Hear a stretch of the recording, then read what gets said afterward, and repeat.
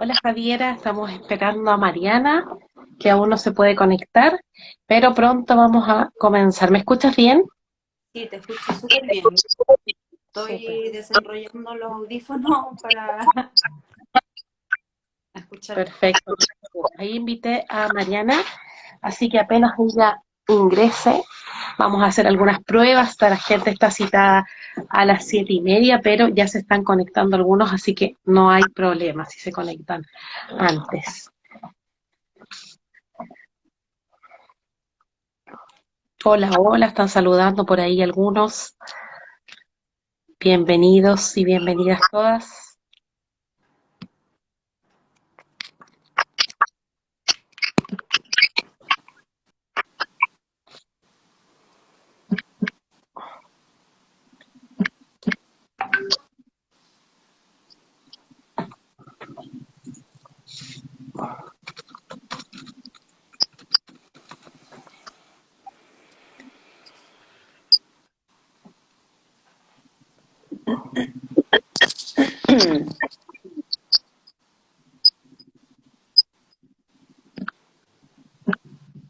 Ahí se está uniendo Mariana. Ahí estoy. Muy bien. ¿Cómo estás? Muy ¿Me bien. escuchas bien? Sí, se escucha perfecto. Súper. Me alegro. Entonces todos nos escuchamos bien. Ya se están conectando algunos antes. No sé si tienen alguna pregunta, alguna duda antes de comenzar, pero estamos probando mientras tanto y ahí algunas personas ya se están conectando.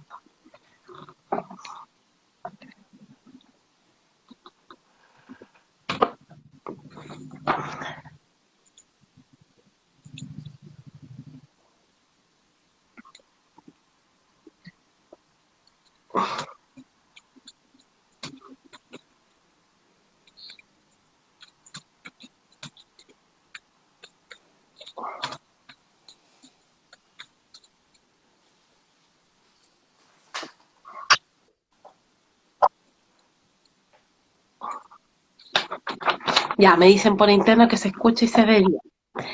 Pero vamos a esperar un poco entonces para comenzar, así que si quieren tomarse algo o ir a buscar un vaso de agua, tenemos unos minutos todavía porque a las 19:30 comenzamos. Súper. Súper. Yo voy a aprovechar porque me faltó una agüita. Súper. Nos vemos en 4 minutos más.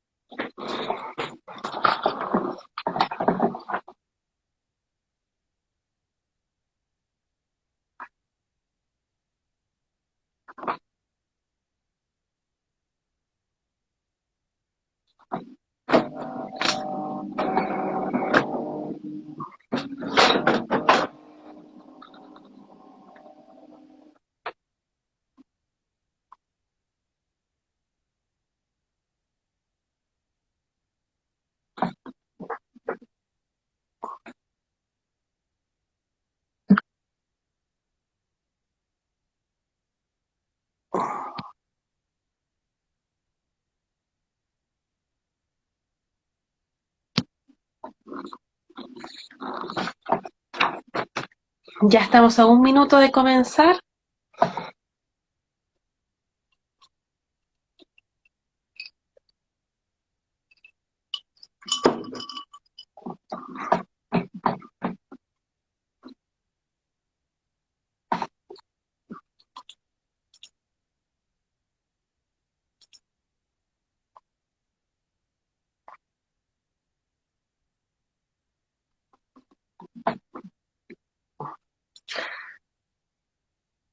Estamos esperando a Javiera que fue a buscar agua y vamos a comenzar.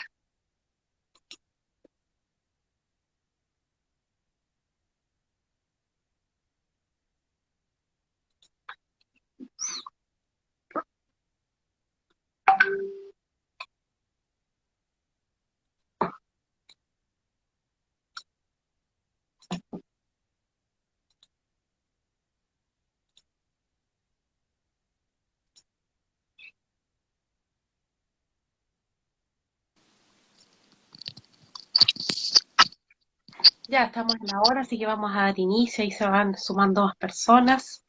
Y bueno, hoy nos reunimos acá para conversar y conmemorar, ¿cierto?, el 8M. Este live se llama Conversando desde la perspectiva de género en salud, derechos y enfermedad. Y tenemos dos grandes invitadas, Mariana Gaba, es psicóloga, feminista, directora del Departamento de Género de la Universidad Diego Portales, le damos la bienvenida, a Javiera Mena también, enfermera de UCI, magíster en salud pública y muy importante integrante de enfermeras feministas. Y bueno, que les habla Denis Brito, soy profesora de la Escuela de Enfermería UDP y también socia fundadora de Sochiempa. Y bueno, la idea es que conversemos y hoy día podamos reflexionar sobre, ¿cierto?, lo que ha ocurrido estos días que siempre nos emociona, ¿cierto? Y somos muy reflexivos en estos momentos. Ayer pudimos ver en una marcha a miles de mujeres que salieron a las calles, como ya es de costumbre en los últimos años, conmemorando y recordando todo aquello que tenemos pendiente en tema de derechos, de justicia, de respeto, libertad. Y también desde una mirada, ¿cierto?, que todas podríamos conversar y podemos hablar. Me gustaría que hoy más bien nos enfoquemos a todo lo que es salud y perspectiva de género, porque así como profesionales de salud o mujeres podríamos hablar de muchas cosas, ¿no? De la doble carga mental que existe, ¿cierto?, en todas las mujeres, el trabajo de la casa, el trabajo como profesionales, ya sea de salud u otro.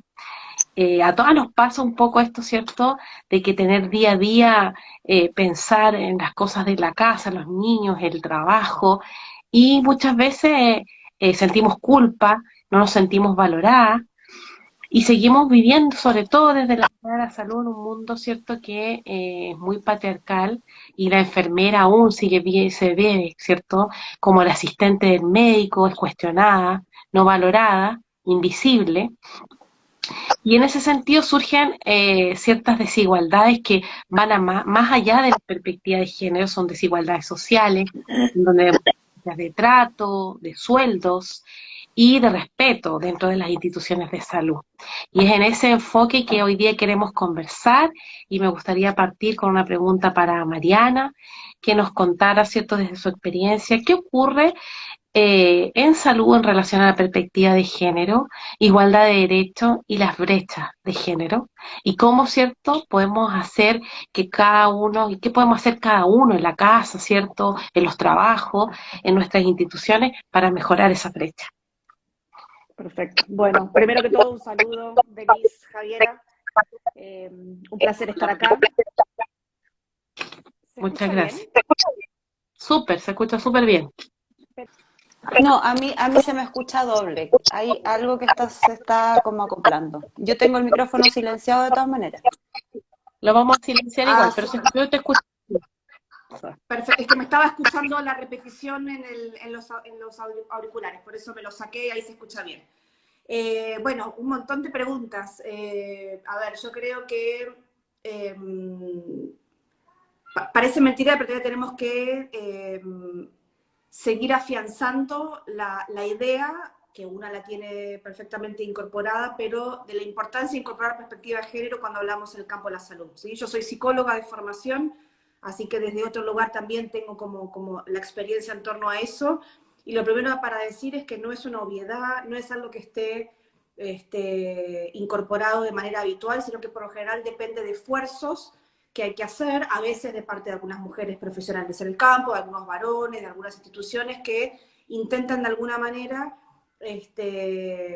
remediar esto que inevitablemente se da, que es la mirada androcéntrica, ¿sí? En todas las disciplinas, en todos los campos, pero en el campo de la salud esto con un particular impacto, sobre todo cuando hablamos de salud, estamos hablando de personas que tienen un montón de componentes que hacen a su salud, pero el vivir hoy en día como varones, como mujeres, si lo vemos de la perspectiva binaria, o personas trans, no binarias, etcétera, claramente marca un recorrido distinto de cómo vivimos, cómo enfermamos, cómo consultamos, cómo nos atienden, y también cómo adherimos eventualmente, o cómo podemos adherir a las indicaciones que nos den.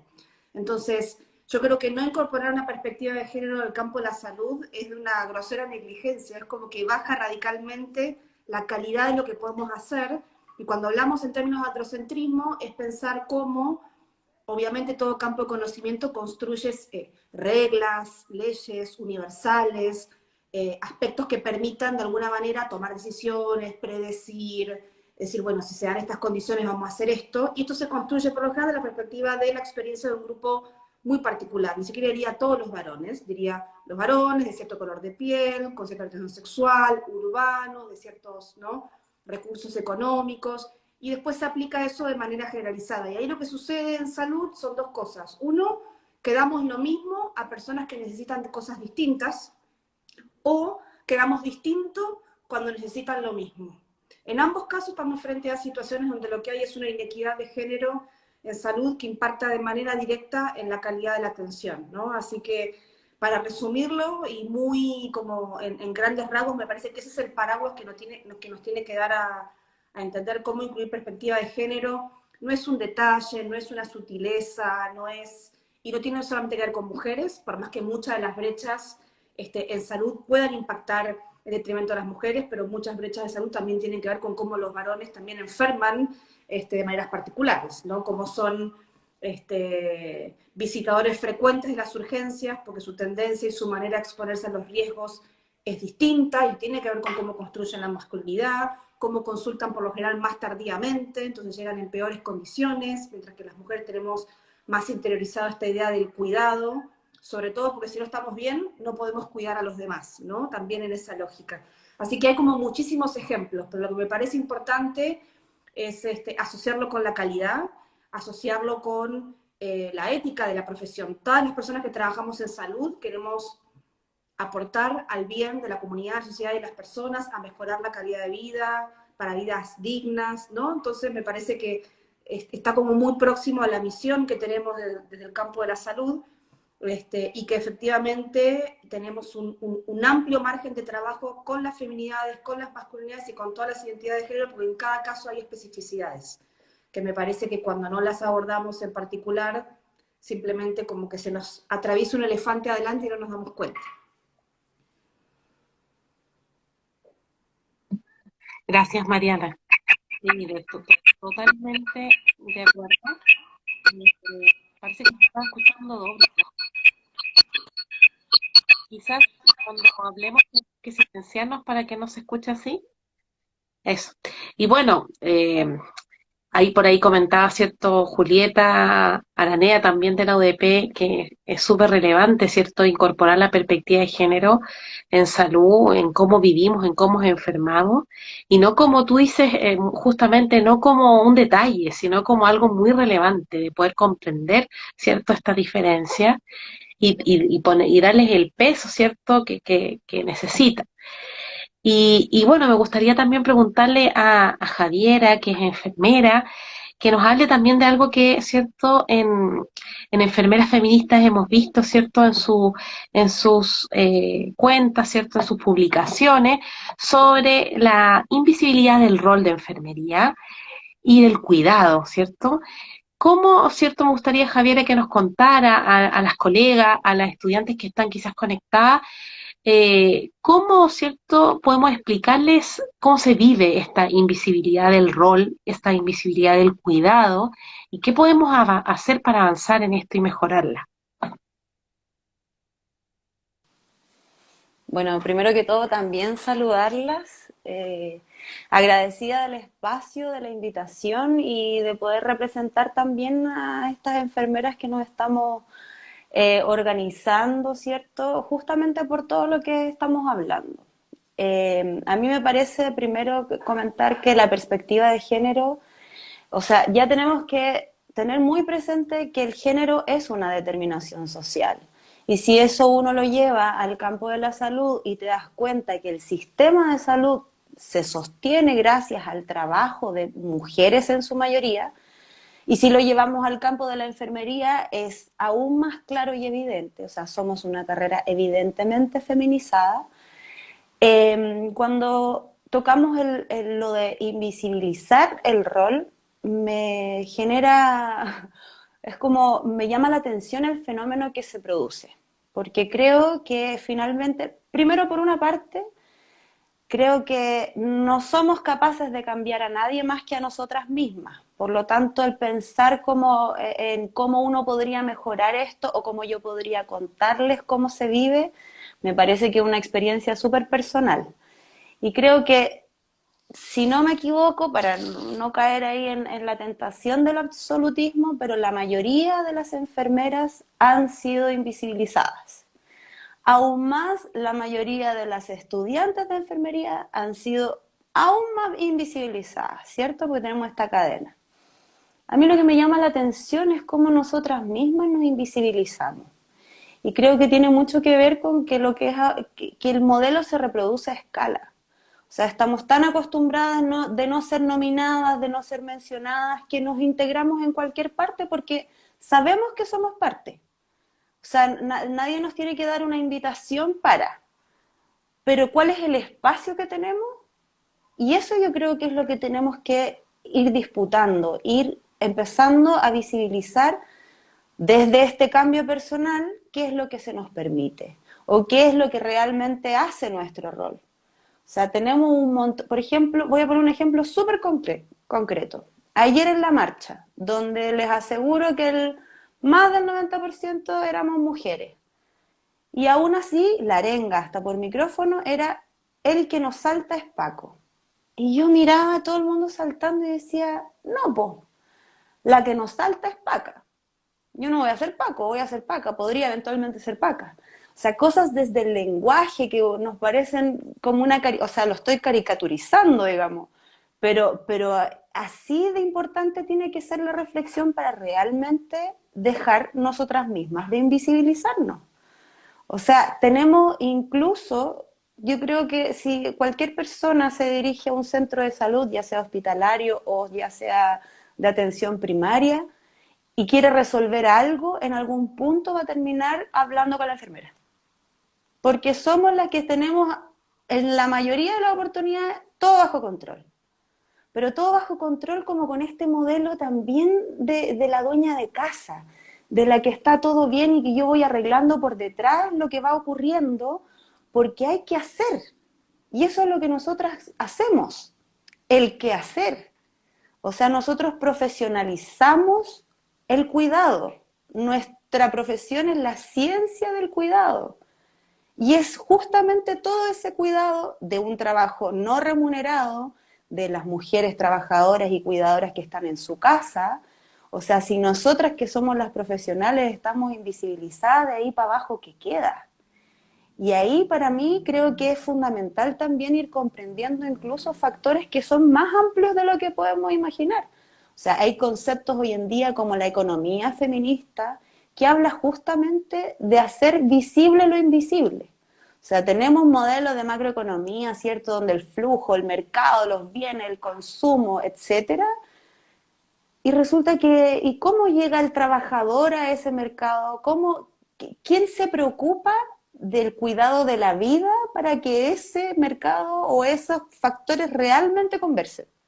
Y eso está invisibilizado. El trabajo doméstico está invisibilizado. Los cuidados no profesionales están invisibilizados.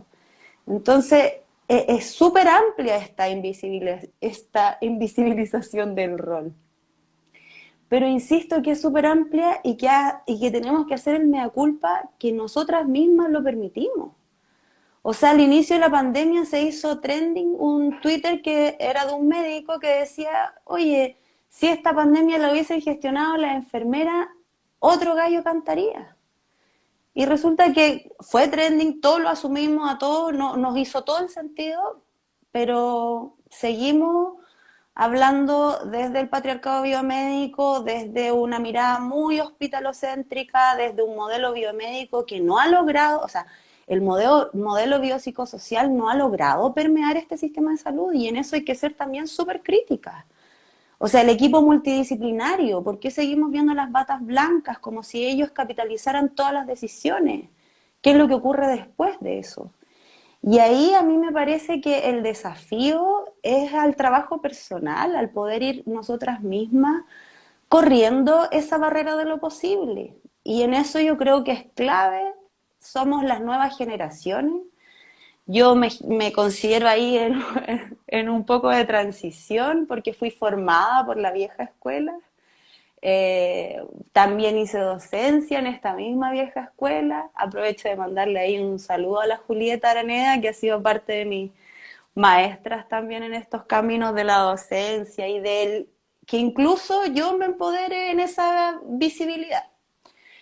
Y creo que eso es lo que tenemos que hacer y y el desafío también es para las escuelas de pregrado, porque insisto, yo creo que hay mucho daño de este sistema patriarcal, que hay generaciones de enfermeras que no van a lograr ver el cambio.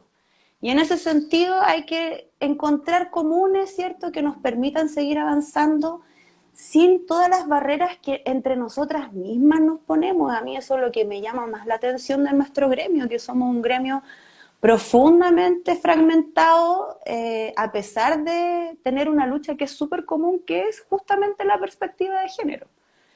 Y en ese sentido, como les decía, el desafío es para los pregrados dejar realmente preparadas a nuestras futuras colegas con la evidencia necesaria para poder ir a disputar esos espacios, porque hay metodologías, o sea, cuando uno se encuentra con distintas profesiones en posgrado y te das cuenta que hay cosas que no vamos a poder resolver en 1 o 2 años de posgrado porque venían de antes, revisiones bibliográficas, un montón de cosas que tienen que ver en cómo uno empieza a conversar en estos espacios de poder.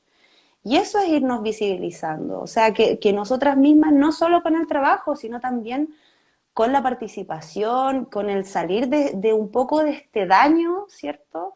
Y poder hacernos cargo efectivamente de la prevención de estas situaciones que generan inequidad, porque nosotras mismas somos las que estamos reproduciéndolo. Entonces a mí me parece que el desafío por una parte es en el pregrado y por otra parte a las generaciones que ya les hace difícil este cambio, aprender a escucharlo, que no solamente la antigüedad constituye grado. Hoy día hay mujeres muy preparadas, que están siendo preparadas desde muy chicas también, y que hay todo un fundamento para lo que nosotros estamos avanzando. Entonces, en ese sentido, mi llamado es al encuentro, al que podamos realmente ponernos de acuerdo en esos mínimos para poder ir avanzando. Muchas Denise, gracias. no sé si me vas a hacer una pregunta, pero fue tan interesante lo que dijo Javiera que quiero comentar algo, ¿puede ser? Súper.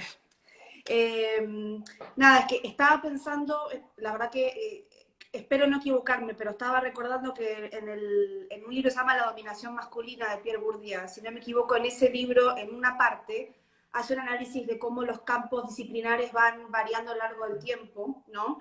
Y yo estoy pensando que en el campo de la salud y pensando en las distintas disciplinas, donde, como en todos los demás campos profesionales, inicialmente, muchas décadas atrás, no había mujeres, porque no tenían permitido estudiar, y pues vamos ingresando.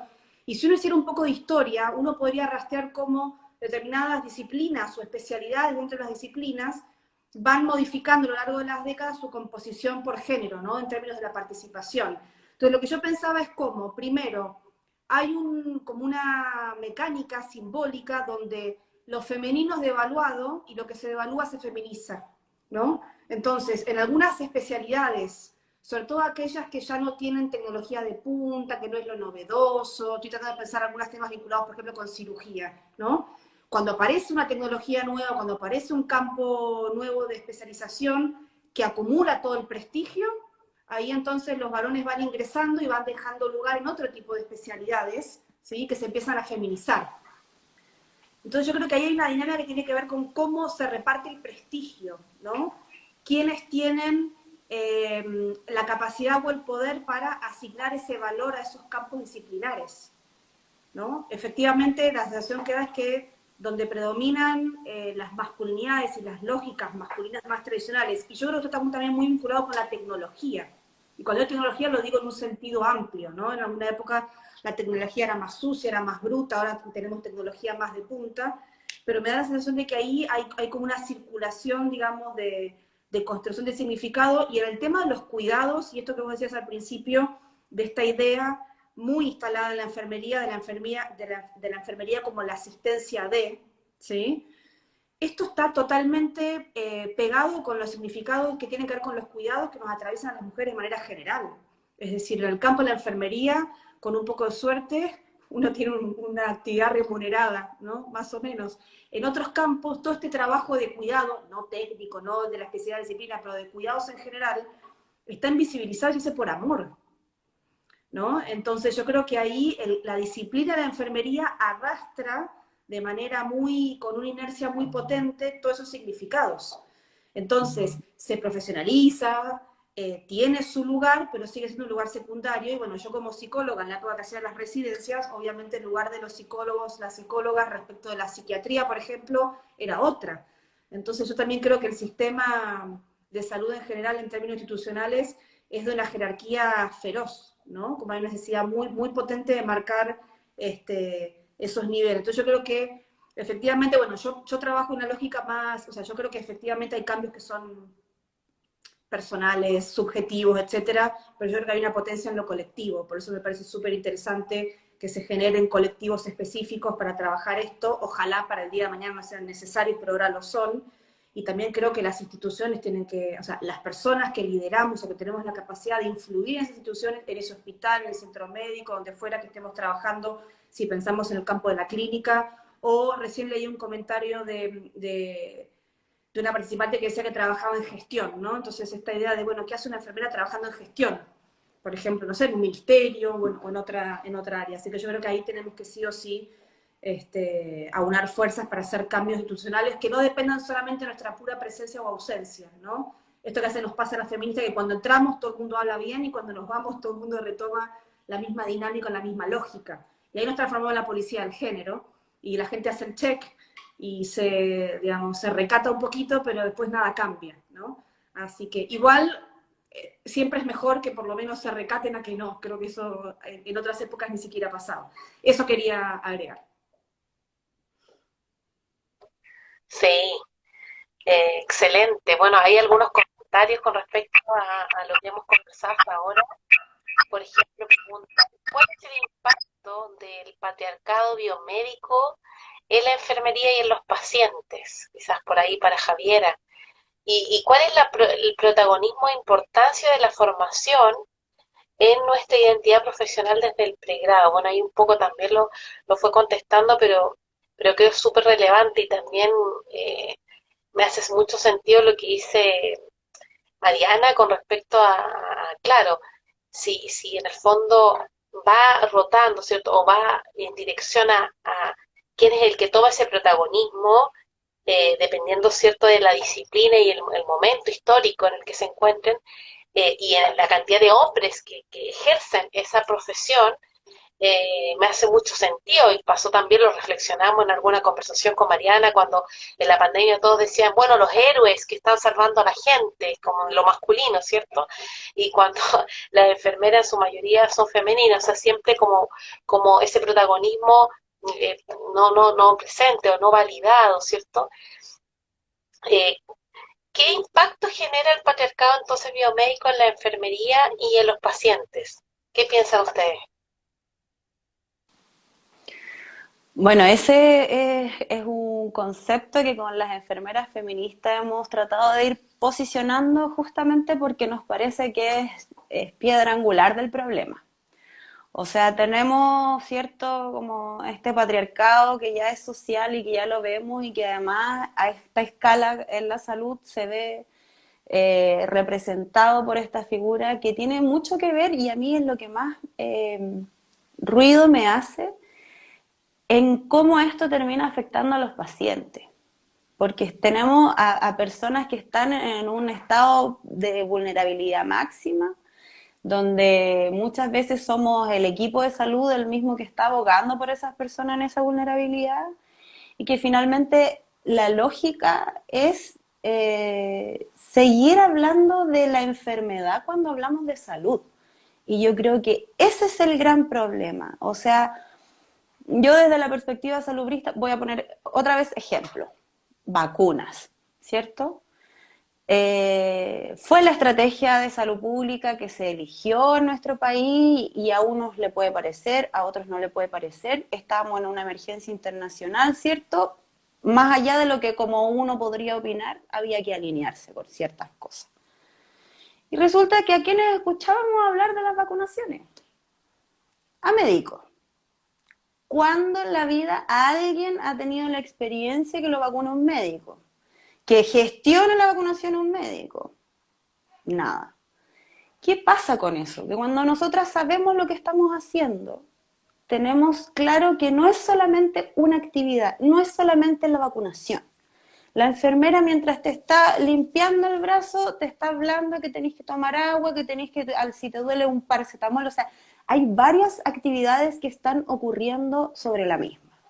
Si nosotros seguimos centrados en el modelo de la enfermedad, que para mí eso es el patriarcado biomédico, seguir hablando del problema sin aportar las herramientas para poder sobrellevar ese problema.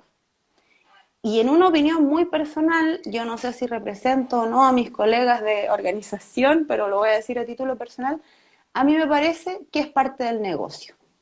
Sabemos que en Chile, y yo lo digo con todo el cariño y el amor que le tengo a muchas médicas y médicos que en este país de verdad trabajan con vocación pública y de verdad que se sacan la cresta, perdonando la expresión, en el sistema, teniendo además la posibilidad de trabajar en la privatemia, que ahí no tenemos cómo además competir lo público y lo privado, en una cuestión de sueldo. Entonces tenemos a esta gente que sí, efectivamente tiene la vocación, pero también tenemos esta otra gente que está acostumbrada en este país a tener una élite, porque convengamos que son parte de una élite, ¿cierto? O sea, más allá de lo que uno pueda criticar, yo además les felicito y les saludo su capacidad de organización. Ellos con su colegio son capaces de congregarse, son seguros y son un montón de cosas en beneficio de ellos mismos. Pero son también quienes han sostenido el modelo de la enfermedad. ¿Por qué? Porque es parte del negocio. Ningún cirujano va a ganar haciendo que la gente coma sano y coma fibra para evitar después, y que disminuya la comida grasa para no tener que sacarle la vesícula después. O sea, ellos no están pensando en eso. Yo he visto como médicos cirujanos agarran una batería de exámenes y dicen, ah, pero esto no se opera. Entonces, lo descarto porque no es parte de. Y si nosotros tenemos el poder concentrado en esas personas, vamos a tener el resultado de un sistema que no da abasto con el daño porque la gente se sigue enfermando. O sea, ¿cuál es la urgencia del modelo biopsicosocial? Es justamente la prevención y la promoción. Y no son cosas que dejan de ocurrir como de manera, o sea, no son cosas que si uno elige una cosa o la otra, no es excluyente. O sea, nosotros deberíamos haber estado hablando de vacunas. A mí siempre me llamó la atención la comunicación de riesgo en esta pandemia. No hablábamos de vacunas, de variantes, de cosas microbiológicas que, o sea, sin subestimar a la población, no estoy diciendo que no nos interese, pero ¿qué necesitábamos en una emergencia internacional? O sea, estábamos en una pandemia, en un momento en el que era una oportunidad, estaba la salud en el centro de todas las políticas. ¿Y de qué hablamos? De la enfermedad. ¿En qué momento hablamos de la importancia de mantenernos sanos? Y yo creo que ese es nuestro caballo de batalla como enfermeras. Eso es cuidar nuestra salud, anticiparnos al daño, anticiparnos a la enfermedad. Porque si no, ya sabemos que el sistema está colapsado y de aquí a 30 años más probablemente va a estar colapsado, porque además estamos adquiriendo toda la carga de morbilidad que significó y la discapacidad que está significando esta pandemia. Entonces, ¿en qué punto nosotros, así como está la gente que está atendiendo en el hospital, yo reconozco, soy enfermera de UCI, mi formación es en lo intensivo y ahí también son otras caras las que uno va reconociendo en cuanto a la especialización. Lo bonito de ese campo, al menos desde mi experiencia, es que logramos crecer en equipo y aprender. Yo aprendí cosas que probablemente no habría aprendido en otro contexto gracias a la generosidad de personas inteligentes, donde habían kinesiólogos, nutricionistas, personas inteligentes queriendo que la gente sea inteligente. Y ahí uno comparte el conocimiento. Y eso tiene que ser, nosotras como enfermeras estamos como, de verdad que hay una cuestión cultural que es profunda y que es como, y que es el reflejo del conflicto del género. Una sociedad de mujeres compitiendo. Tenemos una carrera de mujeres compitiendo. ¿Por qué? Porque hay espacio para que una enfermera destaque, porque el resto de las otras enfermeras tienen que seguir en el trabajo de la hormiguita, porque eso es lo que, eso es lo que nos relevó, ¿cierto? O sea, el trabajo calladita, ustedes calladitas se ven más bonitas, y vamos incorporando un montón de elementos que son de lo social en un área en donde uno debiese, al margen de cuál es tu género, al margen de cuál es tu profesión, de hacer lo que mejor sabes hacer para poder atender a una persona que está en su máximo estado de vulnerabilidad. Y eso puede ser desde una instalación de una sonda hasta de un tomar la mano y decir va a estar todo bien. Y esas son las cosas que nosotras como enfermeras y como en la mayoría como mujeres enfermeras vemos. Y eso no lo está viendo el médico. Al médico no van con la aprensión y la ansiedad de decir no entendí nada de lo que me dijo el médico. ¿Con quién socializan eso los pacientes? ¿En qué momento se interactúa eso? ¿En qué momento el médico le entrega realmente la información y le dice, tú puedes cuidar de tu salud? Y vuelvo a insistir, esto no es una arenga contra los médicos, sino contra un sistema que se ha desarrollado de tal manera en la que permite que el centro siga siendo la enfermedad. Por negocios, por egos, por un montón de cosas. Porque uno empieza ahí, como les decía adelante, yo siempre he creído que el modelo se reproduce a escala, entonces lo que uno ve afuera y lo que está pasando afuera también pasa adentro. Entonces, ¿cómo podemos y cuál es el impacto de los pacientes? Es que los pacientes tengan que estar o sea, hay personas que han muerto en lista de espera. Y el compromiso de gestión de hace varios gobiernos atrás es fin a la lista de espera. Entonces, hay cosas que las decimos y que las programamos y las planificamos, pero ¿quién las implementa? ¿Cómo las estamos implementando? ¿Cómo las evaluamos para ver si realmente hemos superado un poquito o no ese tipo de brecha? O sea, tenemos a la colega que denunció la lista de espera sin trabajo, vetada de un montón de instituciones porque fue la que se atrevió a alzar la voz.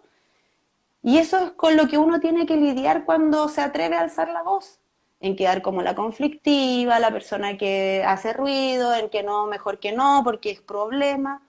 No, aquí no somos problemas, somos soluciones. El tema es que los tiempos están cambiando y en ese sentido no nos podemos quedar atrás. O sea, estamos hablando que socialmente antes, no sé, había una mesa aparte para los niños, hoy día hablamos de crianza respetuosa, antes, no sé, las guaguas las envolvían para que no se movieran, hoy día tenemos movimiento libre. Estamos cambiando a todo nivel. Y nosotros no nos podemos quedar atrás, y yo creo que a veces en esa tradición de hacerlo bien y de mantener las cosas bajo control, nos quedamos atrás, porque estamos preocupadas de lo que ocurrió, de cómo se hacía antes. Es que esto no se hacía así. Bueno, pero intentemos entonces hacerlo de otra manera, po. Yo creo que en ese sentido, mientras no haya una distribución, una redistribución del poder bueno, a la gente en general no le gusta cuando yo hablo de poder, como que creen que algo así como que está fuera del alcance de uno, y no, nosotros tenemos el poder de las decisiones y de influir directamente en la gente, y creo que eso es lo que tiene que efectivamente bajar. O sea, somos un equipo multidisciplinario de salud. A mí no se me ocurriría ir a hablar de imágenes porque yo no soy tecnóloga en imágenes, entonces, pastelero tus pasteles. Nosotras venimos y cuando hablo de la vieja escuela, sin querer tirar para abajo a la Juli, pero es que es real, tenemos como una enfermería que tiene todo potencial, que tiene que ser capaz de tenerlo todo bajo control, y lo que no está bajo su control es como que parte de un error de la Matrix. Y está bien, yo creo que por una parte uno puede efectivamente aprovechar esa totipotencialidad, pero yo creo que tenemos que entender que tenemos distintas especificaciones de células. O sea, no podemos, antes no había kinesiólogo, entonces la enfermera de UCI era la enfermera seca en ventilación, en todo lo que era. Oye, hoy día tenemos kinesiólogo, po, entonces usémoslo. Ahora, eso no quiere decir que la enfermera deje de entender de ventilación mecánica, sino que, y me van a disculpar que los ejemplos vayan en el hospitalocentrismo, pero es como la experiencia. Sé que esto es la sociedad de enfermería familiar, pero tenemos este problema en el que nos cuesta ceder ese poder, po. ¿Por qué? Porque creemos que vamos a perder poder. y las enfermeras somos las gestoras del cuidado, por lo tanto no vamos a perder nada. Simplemente vamos a delegar una actividad. Vamos a ser ahora la que vamos a estar encargada de efectivamente supervisar que el kinesiólogo esté haciendo la pega.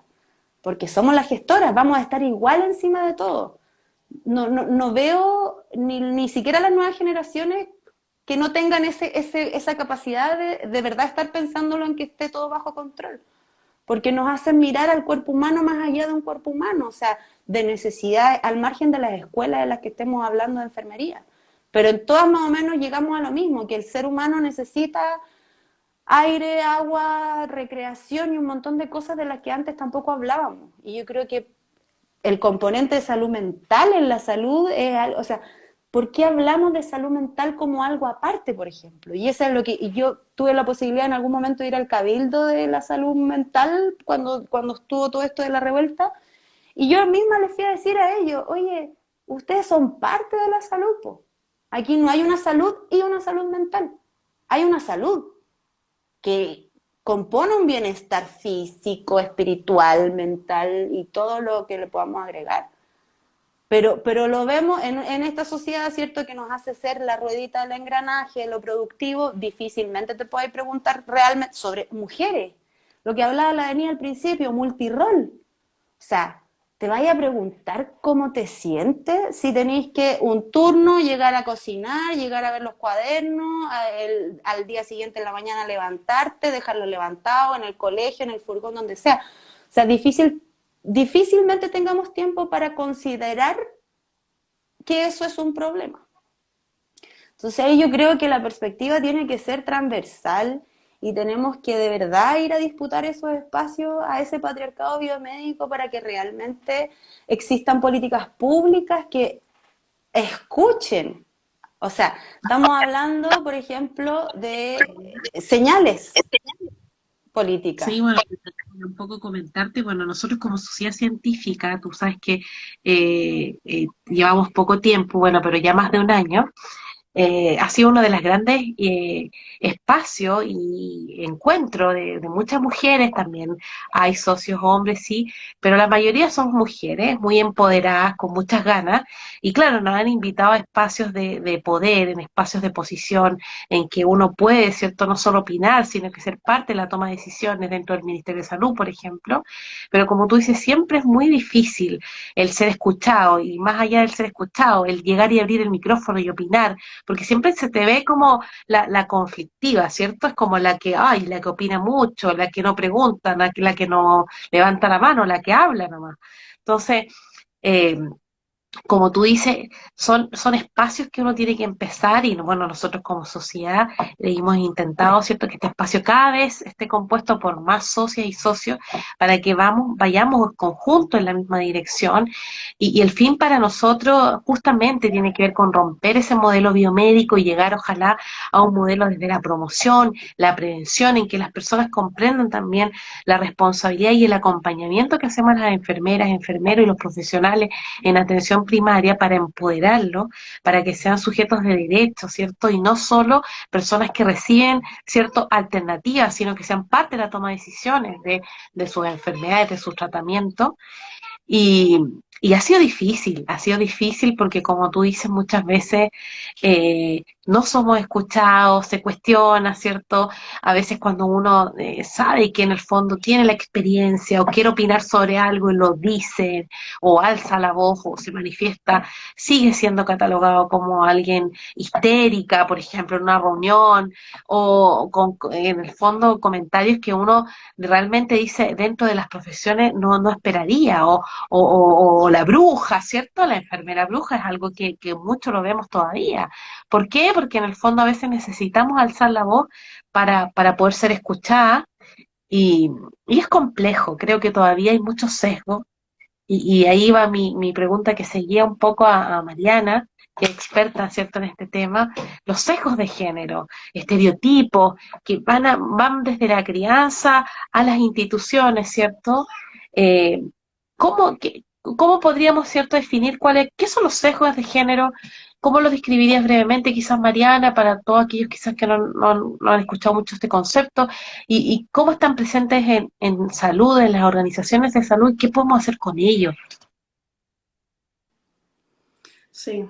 Bueno, de todo lo que hemos conversado hasta ahora, transversalmente está presente, pero cuando uno habla de sesgo de género, bueno, es un concepto que hace referencia un poco a una vivencia individual, ¿no? Que es como los estereotipos de género, que un estereotipo básicamente es una creencia fija respecto de algo, de alguien o de un grupo, ¿no? Es como la idea predeterminada de cómo funcionan determinadas cuestiones y cómo son ciertas personas. En este caso, hay estereotipos y nosotros conocemos que hay ciertas categorías que son las que consideramos como en términos jurídicos sospechosa discriminación. Entonces hay algunas personas, algunos grupos de personas que comparten una determinada característica, que puede ser el género, puede ser la identidad de género, puede ser el color de piel, puede ser el estatus migratorio, puede ser una cantidad de situaciones que hacen que presupongamos que van a tener algún tipo de habilidad, conocimiento, predisposición, interés, vocación o conducta. Y hay estereotipos que tienen un tinte un poco más positivo. Por ejemplo, hay estereotipos que dicen los varones son más firmes y más capaces para liderar. Es un estereotipo que, digamos, les eleva de alguna manera en esa habilidad. Y hay estereotipos que dicen, bueno, las mujeres somos muy buenas para cuidar. Bueno, lástima que cuidar en este sistema no es muy valorado. Entonces parece un halago, pero en el significado que tiene el sistema no tanto. Entonces, un sesgo de género es cuando yo tomo decisiones que impactan, por supuesto, en el día a día, en este caso puede ser en los pacientes, puede ser en la gestión, puede ser en la institución, a partir de estereotipos de género sin tenerlo presente, ¿no? Entonces, por ejemplo, un sesgo de género puede ser cuando, estoy pensando, también se me ejemplos, no sé, varones que consultan por determinados cuadros y van acompañados de una mujer, que puede ser la pareja, puede ser una hermana, puede ser una hija, o una profesional de la salud, le da las indicaciones de cuidado a esa mujer que le acompaña porque presupone que ese varón no va a entender, no lo va a hacer. Entonces, hay partes del tipo que están basados en la evidencia de lo que pasa, ¿no? Efectivamente, nosotros tenemos acá un dilema que es como el de la foto y la película.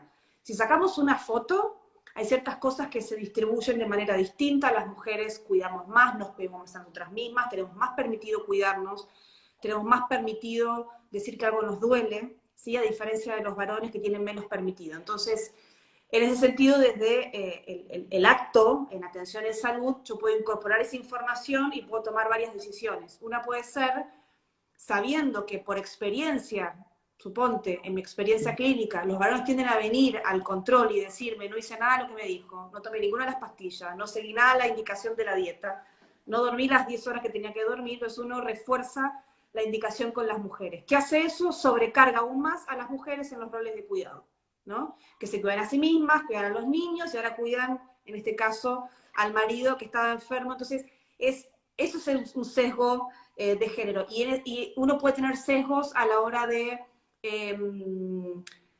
cómo decodifico la información que me dan las personas que me consultan, cuánto valor le doy a lo que me está describiendo que es su situación, ¿no? Entonces, por lo general, las mujeres somos exageradas, por eso nos mandan con un ansiolítico y capaz teníamos el inicio de un cuadro coronario, ¿sí? Entonces, hay como, en todas las etapas hay sesgos y a veces los sesgos también se ponen en juego de manera diferente si la persona, la o el profesional de salud es varón o es mujer, ¿no? Entonces, por ejemplo, hay estudios que muestran, esto no es una regla de oro ni mucho menos, pero hay estudios que muestran que las mujeres tienen en promedio mejor calidad de atención, en términos de vinculación con la persona, de escucha, de tiempo de atención, esta cuestión que hablábamos recién de la importancia de esta mirada más integral, ¿no? Yo creo que en ese sentido, y volviendo un poco a lo anterior, que tiene que ver con este concepto que me encantó del patriarcado biomédico, esta idea de que en realidad el cuerpo es una máquina, que uno lo atiende por piezas, las arregla, y que en el fondo es volver a la máquina al ruedo de la producción, digamos, que vuelva a hacer lo que tiene que hacer. Así que en el fondo esos son los sesgos de género. Pasa que el concepto de sesgo de género, por definición, de hecho hay muchas áreas que lo trabajan como a nivel cognitivo y efectivamente, cognitivamente hay como un mecanismo. Pasa que ese tipo de explicaciones con un acento fuertemente individual son útiles, a veces efectivamente uno cuando lee literatura sobre sesgos, una se reconoce como todo punto ciego que uno puede tener y eso es muy útil, pero yo creo que en términos del cambio, que es lo que ustedes estaban hablando antes, hay que articular en varios niveles, porque yo creo que ustedes dijeron algo que para mí es como clave, es en la medida que vamos conversando, yo creo que nos están escuchando se deprimen, porque es tan complejo el sistema que da la impresión que no vamos a poder, ¿no? Entonces yo creo que hay como dos movimientos que tenemos que hacer en simultáneo. Uno, da las reglas del juego, el patriarcado biomédico, el androcentrismo, el positivismo y todo lo que ya hemos conversado, tenemos que buscar espacio en este sistema. Porque hay maneras de cambiar el sistema desde afuera, desde adentro, y hay gente que hace cosas desde afuera, a mí me gusta hacerlo desde adentro. Entonces, una vía es, luchemos por espacios para que se nos escuche, para opinar, para decidir, para incidir en la toma de decisiones, aún en reglas del juego que sabemos que vamos a tener que cambiar. Y al mismo tiempo hay que pensar en cómo vamos a cambiar esas reglas del juego. No es solamente llegar al poder para hacer algo distinto en un sistema que no va a cambiar. Entonces, eso es una tensión que tenemos que sostener. Y yo creo que no nos queda otra más que hacerlo en simultáneo, ¿no? Si nosotros esperamos que el sistema cambie, quién sabe de qué manera, para que todo esto que venimos conversando tenga el lugar que tiene que tener, creo que no va a suceder, ¿no? Así que eso. Toda la razón, sí. Quizás si nos escuchan por ahí van a pensar que difícil, que es como una montaña, ¿cierto? Que hay que cruzar y que se ve compleja porque tiene muchas aristas. O sea, como ustedes han mencionado distintos ejemplos, desde la vía más profesional, en la UCI, como decía cierto Javiera, o ya sea cierto desde la mirada más cotidiana, son muchas barreras o brechas que uno puede observar y que me pasa a mí, no sé si a ustedes les pasa, pero por ejemplo, ayer viendo un video en la marcha, en las redes sociales, comentarios muy negativos aún de muchas mujeres, como decía Javiera, contra mujeres, como, ¿y qué hacen ahí? Mejor vayan a cuidar a su hijo a la casa. Eh, y seguro ellas las que andan gritando le dan el asiento a un hombre cuando anda con una guagua. Es como, pero ¿de qué están hablando? O sea, como que uno pensaba así, no sé, me pasa a mí, que no comprenden, ¿cierto? Eh, ¿Por qué, cierto, estas mujeres están pidiendo estos derechos, esta libertad, el cuestionar en el fondo la vestimenta aún de las mujeres? eh, y nos pasa también en enfermería, por ejemplo, pasa mucho, ¿cierto? De que han salido imágenes en la televisión de esta mujer enfermera, ¿cierto? Desde de lo sexual, ¿cierto?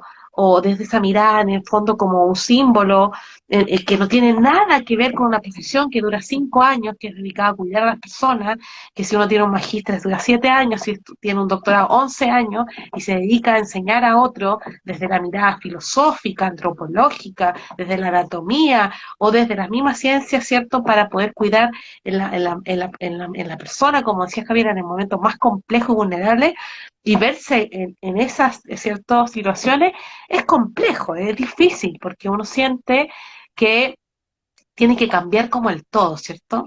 Que va más allá del sistema, ¿cierto? O las instituciones de salud, sino como a las personas en su manera de pensar. Y creo que ahí, por ahí un poco los sesgos que dice Mariana, parten desde la infancia, ¿cierto? A ese, que el feminismo va más allá de que las mujeres queremos tener la libertad, ¿cierto? Queremos los mismos derechos, queremos los mismos sueldos, ¿cierto? Cuando ejercemos las mismas labores, que tiene que ver, ¿cierto? Con que los hombres también tengan esos espacios para llorar, para ser vulnerables, para equivocarse, para no necesariamente ser el que mantiene el hogar. Eh, y falta mucho aún en ese camino, ¿cierto? De la sociedad en general. Eh, no es fácil, pero como, ¿cierto? Decía Mariana y también Javiera, todas podemos comenzar en casa y un poco reflexionar sobre estos temas ya es un gran aprendizaje y una gran reflexión para otros que a veces, muchas veces no han tenido esos espacios. Muy, muy interesante. Javiera, desde tu experiencia, ¿cuáles crees que son los principales desafíos para poder generar esa igualdad de derechos y disminuir todas las brechas de género que existen hoy día en la enfermería?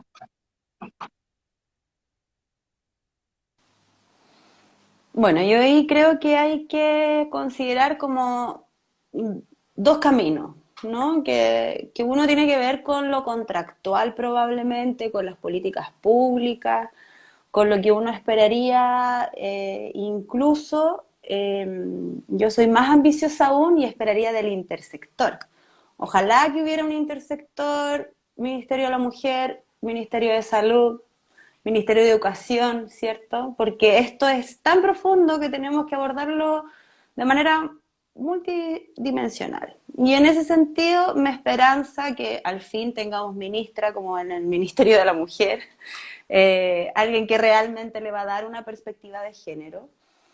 Pero también creo que hay deudas con respecto a las señales que se han ido dando más allá de cómo, o sea, estamos hablando de este patriarcado biomédico en salud y vemos que, porque esto no quiere decir, no tiene que ver con el sexo de las personas, no es como mujeres y hombres, que una mujer no puede ser parte del patriarcado biomédico.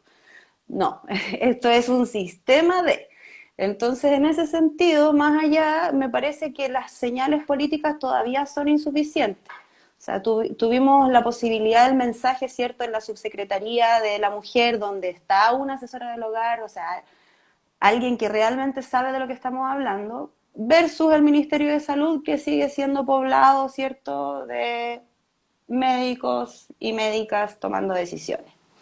Entonces, me parece que ahí también seguimos al debe y eso como por el lado contractual, ¿cierto? Al mismo trabajo, mismas remuneraciones, cosas que tienen que ver como que con el sentido común, que no soporta mucho análisis, como que no estamos pidiendo nada más ni nada menos que nos reconozcan que hacemos la misma pega y que incluso uno podría decir, sobre todo con estos sesgos de género, que hacemos más pega, porque en general nosotras somos poco concretas en solo hacer lo que tenemos que hacer, estamos en este multirol, que uno no se separa de ese rol, como que igual está ahí, mientras haces una cosa estás pensando en otra y con la patita haciendo otra, entonces ya, pero convengamos que al menos igualemos por esa parte.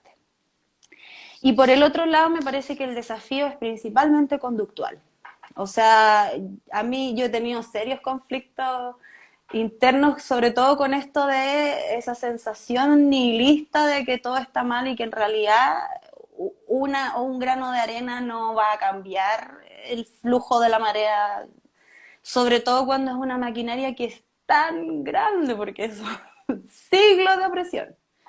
Entonces, por esa parte, lo que a mí en lo personal me ha servido para poder ir ajustando mi ansiedad, ¿cierto? Y estas ganas locas de querer cambiar el mundo, porque todavía quedamos soñadores e idealistas, es ir un día a la vez y tener absolutamente claro lo que les decía al principio. O sea, nada cambia si nosotros no cambiamos. Somos nosotras las que tenemos que tener el cambio conductual cotidiano, hacer la reflexión. ¿Será machista lo que dije? O esto lo estoy haciendo porque realmente... Y ahí es un camino doloroso. Yo empatizo con la gente que prefiere caminar como libre de este camino de la conciencia, porque a mí en lo personal me ha resultado bastante doloroso el darme cuenta de cómo está tan arraigado y que realmente somos nosotras mismas muchas veces poniéndonos la soga al cuello. Y en ese sentido yo creo que la lucha es diaria. Y hay veces que uno gana y hay veces que uno pierde. Y hay días en que te podéis comer al mundo y ser efectivamente la que se toma la palabra. Y hay otros días en los que no queréis nada y está bien. Como que de verdad que hay cosas que van a seguir sucediendo y que estamos súper lejos de poder efectivamente hacer un cambio. Y yo creo que los cambios uno lo hace desde lo que uno puede hacer, desde de repente... Incluso también es guardar silencio, porque aquí también nos hablamos a todas. O sea, yo estoy aquí en este espacio compartiendo porque soy la invitada, pero también yo misma en otros espacios donde yo habitualmente soy la que meto la cuchara, me quedo callada, porque si no, no va a haber otra mujer que la meta. O sea, yo trato de, en la actualidad, de más que ser como la bandera, ser el palo blanco. ¿Por qué? Porque necesitamos de verdad que haya otras mujeres que se atrevan. Y eso es lo que de repente uno entiende con los espacios separatistas y un montón de cosas que tienen que ver más con, a veces radicalismo, otras veces de contexto, pero yo creo que la reflexión es cotidiana y hay que estarlo pensando todo. Es difícil, es dolorosa, como les decía, pero es la única manera que tenemos sobre todo de cambiar, sobre todo a las mujeres que están criando. Yo creo que también vuelvo a ponerle la fe y la esperanza a las nuevas generaciones, porque es algo observacional, o sea, tú tratáis con un hombre nacido post, o sea, las generaciones previas a los 90, yo creo que estamos todas heridas por el patriarcado. No hay nadie que se salve de una conducta machista, de haber ejercido algún tipo de violencia ni nada, porque era parte del lenguaje. Nosotros en Chile hemos crecido socialmente en el lenguaje de la violencia. O sea, nuestra manera de resolver conflictos han sido golpes militares, militares en la calle. Entonces, tenemos que ir a hacer ese diálogo, po. Y ese diálogo tiene que partir desde lo cotidiano. Y yo creo que esas son de las grandes cosas que se ganaron con el estallido, es que justamente empezamos a conversar y a reflexionar cosas que por años se nos callaron a través del miedo. Y yo creo que eso es importante no perderlo.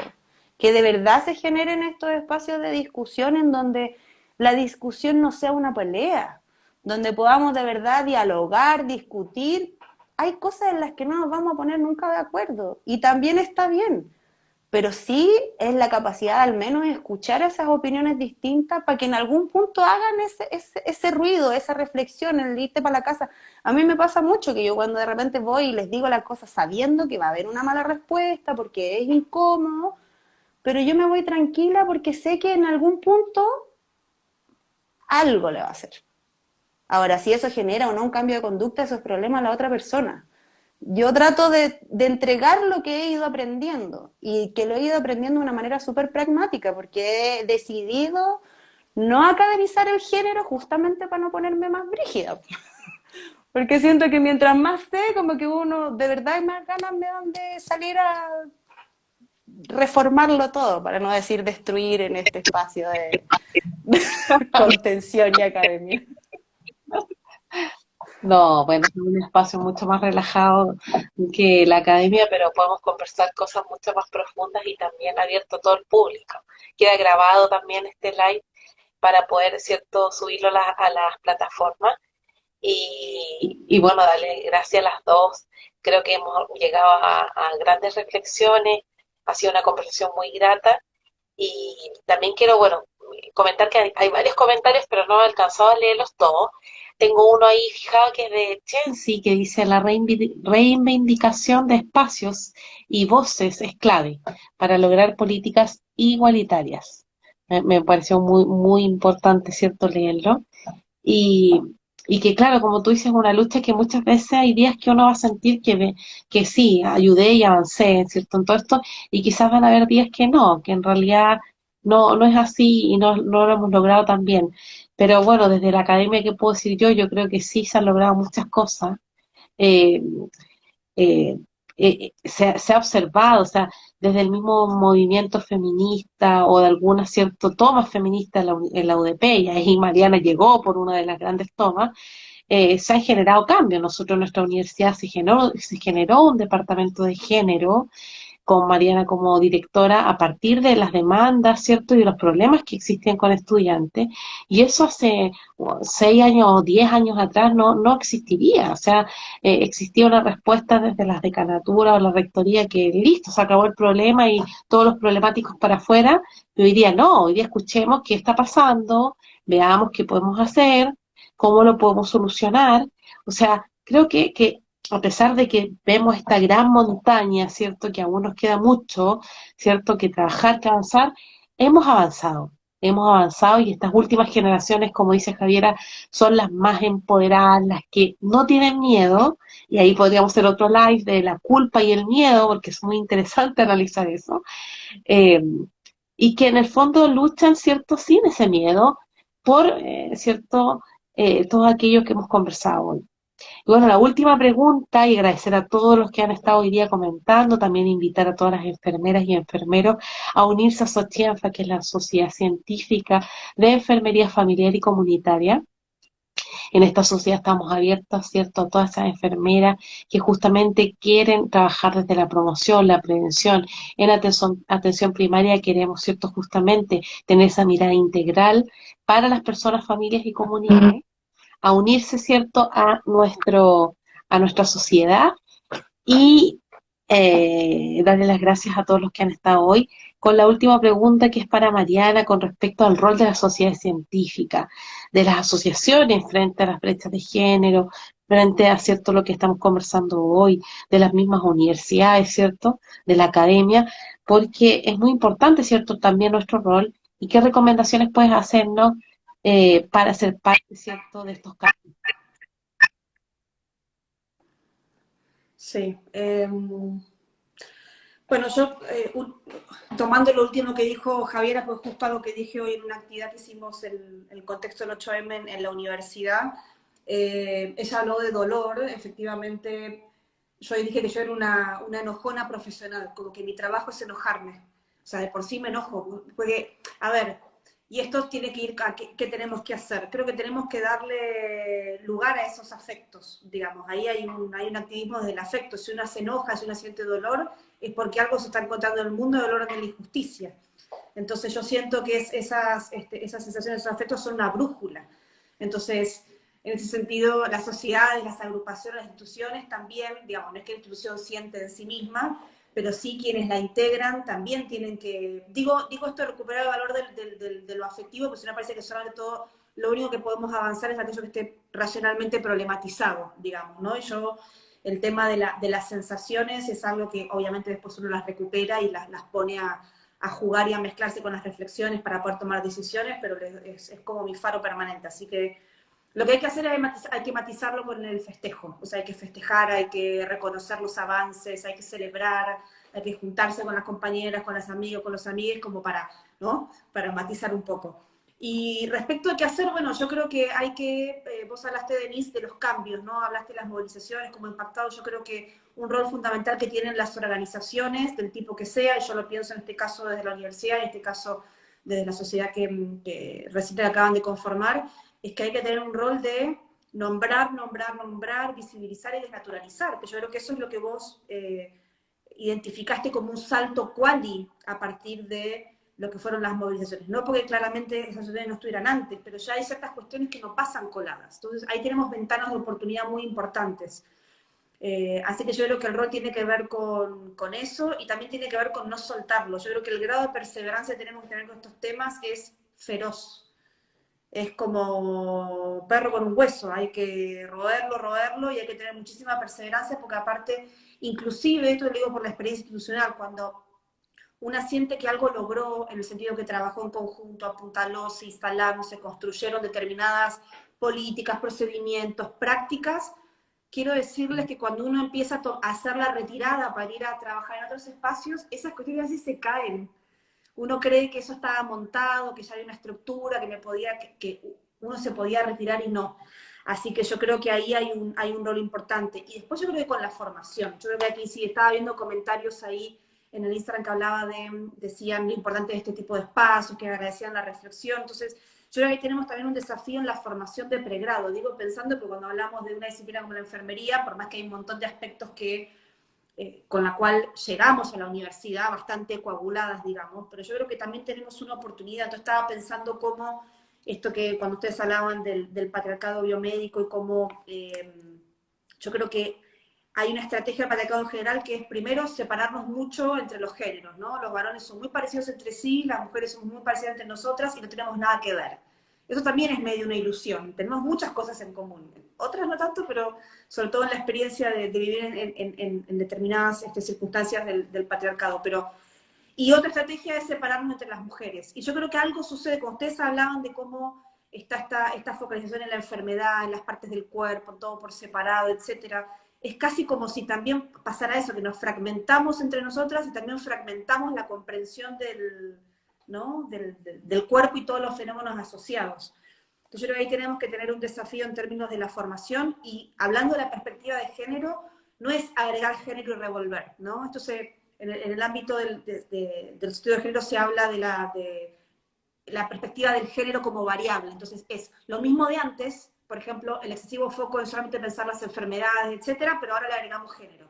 Si me preguntan a mí, es mejor que lo anterior, ¿sí? Yo prefiero que se tenga un excesivo foco en las enfermedades, que tengamos una comprensión más situada del género como determinante social, que dice, mira, las mujeres, por, no sé, las rutinas del aseo cotidiano y estar más en contacto con eso, tendemos a desgastar las articulaciones de manera distinta al promedio de los varones. Entonces, ya que una o un profesional de la salud, aún focalizado en la enfermedad y no tanto en la prevención, logre tener esas distinciones, me parece maravilloso.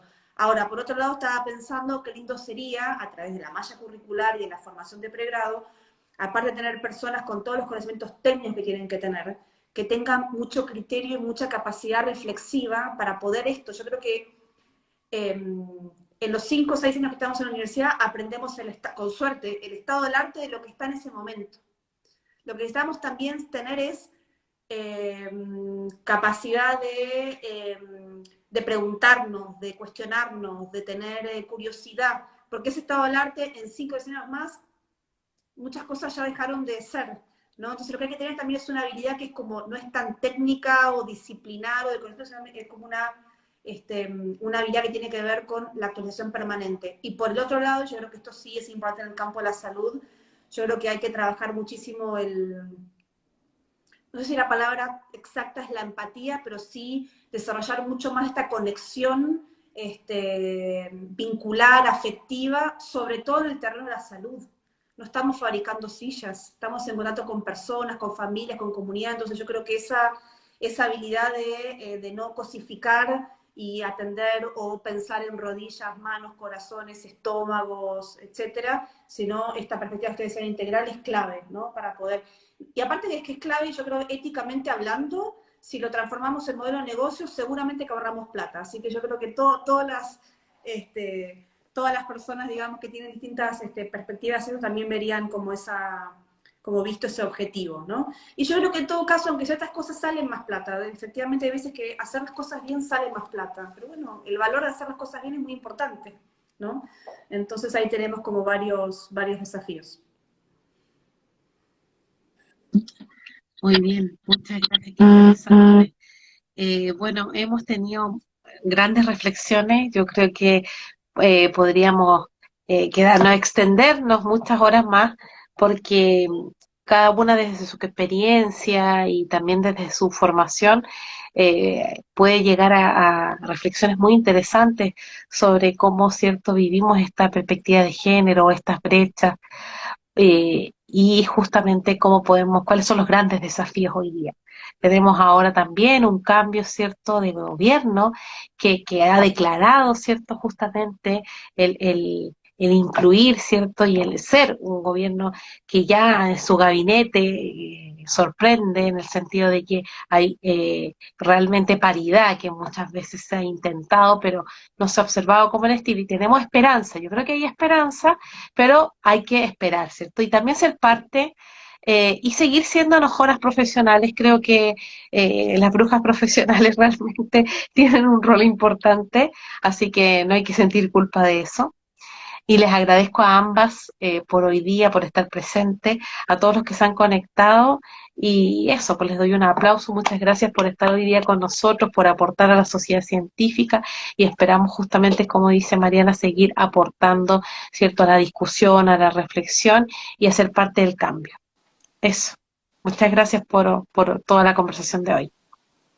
Muchas gracias a ti, Denise, y a la Sociedad Chilena de Enfermería Familiar y Comunitaria.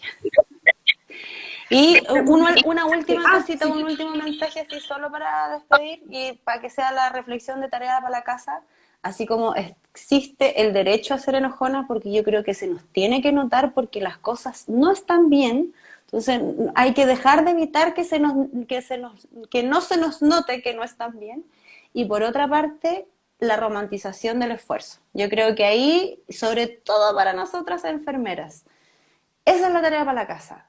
De verdad que abandonar esa romantización del esfuerzo, porque hay cosas que se tienen que colapsar para que efectivamente haya otro recurso disponible. Y en ese sentido, si bien que a los pacientes no les falte nada, ¿cierto? Pero hay huevos que se tienen que romper para hacer la tortilla. Y mientras hayan personas que están ahí evitándolo, hay cosas que no van a suceder. Así que muchas gracias por el espacio, por la conversación. De verdad, lo pasé súper bien. Y nada, pues ahí a seguir reflexionando y hacer el mea culpa y el crecimiento también, la reconstrucción a esa forma. Así que Gracias, Muchas Javiera. gracias, un placer, que esté muy bien. Igual, un beso para las dos. Chao, chao.